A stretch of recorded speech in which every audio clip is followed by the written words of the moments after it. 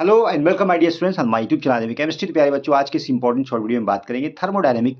एक बेहतरीन सवाल है जो कि नीट और जे एग्जाम के लिए बहुत ही इंपॉर्टेंट है, ज़रूरी है। इस कॉन्सेप्ट पे क्वेश्चन बिल्कुल आने की उम्मीद रहेगी और रहती भी है। तो बेटा क्वेश्चन में दिया गया है, an ideal gas undergo isothermal expansion from 10 ATM 1 litre to 1 ATM 10 litre either by the path 1 infinite stage expansion. मतलब है कि यहाँ पे रिवर्सिबल एक्सपेंशन हो रहा है आइसोथर्मली। तो उस कंडीशन में दो तरह का प्रोसेस होता है आइसोथर्मल, यहाँ पे रिवर्सिबल इरिवर्सिबल। लेकिन यहाँ पे जो स्टेज 1 में जो एक्सपेंशन हो रहा है वो आपका रिवर्सिबल आइसोथर्मल एक्सपेंशन है। और या सेकेंड जो इस पाथ है, first against 5 ATM and then against 1 ATM, जो कि इरिवर्सिबल प्रोसेस है। यहाँ पे कुछ किसी भी तरह की बात नहीं कही है कि यहाँ पे इनफाइनाइट होता है। यहाँ पे आपको 5 एटीएम और 1 एटीएम अगेंस्ट प्रेशर के वर्क हो रहा है। उस कंडीशन में आपको value of Q path 1 and Q path 2 बताना है। तो यहाँ पे आंसर तो फर्स्ट होगा, लेकिन कैसे होगा? सबसे पहले बताना चाहिए कि वर्क डन जो आइडियल गैस का अगर आइसोथर्मल एक्सपेंशन हो रहा है, रिवर्सिबल एक्सपेंशन हो रहा है, तो यहाँ पे मैंने सोल्यूशन इसका किया है।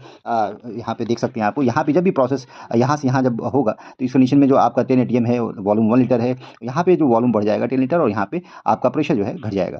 तो जस्ट प्रेशर वॉल्यूम के जस्ट इन्वर्सली रिलेशन होता है। तो यहाँ पे अगर रिवर्सल प्रोसेस है, उस कंडीशन में प्रोसेस बहुत स्लो होगा, इनफाइनेटेबल चेंजेस होंगे। और वहाँ पे आप कह सकते हैं कि जो डब्ल्यू जो वर्क डन होगा वो हमेशा minus R T N V two upon V के बराबर होता है। यहाँ पे अगर आर टी बराबर जाने तो आइडियल गैस है तो P V equal to N R T होता है। 1 मोल के लिए अगर हम कंसीडर करें तो यहाँ पे P V L N V two upon V one. और यहाँ पे जो प्रेशर है 10 एटीएम है, वॉल्यूम का जो है यहाँ पे इनिशियली यहाँ पे 1 लीटर है, तो V two upon V one देखें तो यहाँ पे आप आंसर आएगा -10 से मल्टीप्लाई करेंगे, लॉग मिलेंगे तो यहाँ पे +10 आएगा। अच्छा, यहाँ पे क्यू की बात करें, क्योंकि जो आइसोथर्मल रिवर्सिबल होगा यहाँ पे डेल्टा यू बराबर क्यू प्लस डब्ल्यू होता है। लेकिन जब टेम्परेचर जीरो होता है उस कंडीशन में जीरो हो जाएगा, तो क्यू बराबर -डब्ल्यू हो जाएगा। या आप डब्ल्यू बराबर निकाले तो माइनस क्यू हो जाएगा। उस कंडीशन में अगर डब्ल्यू आप कैलकुलेट करते हैं माइनस होती है तो क्यू जो है प्लस में होगा। ये बात आपको थोड़ा सा जानना जरूरी है, नहीं तो अगर यहाँ पे कंफ्यूजन होगा तो आंसर आपका गलत आएगा। तो क्यू पाथ में देखा जाए तो सेकंड में अगर बात करें, यहाँ से यहाँ जो जा रहे हैं रिवर्सल चेंजेस है। यहाँ पे अचानक से चेंज आ रहा है। यहाँ पे कॉन्स्टेंट प्रेशर आप देखें तो पीक स्टैंडर्ड 5 एटीएम दिया है, और जब भी आप प्रेशर जो है यहाँ पे जो प्रेशर हाफ कर रहे हैं उस कंडीशन में वॉल्यूम बढ़ेगा। जितना आप यहाँ पे, क्योंकि यहाँ 5 एटीएम है और आप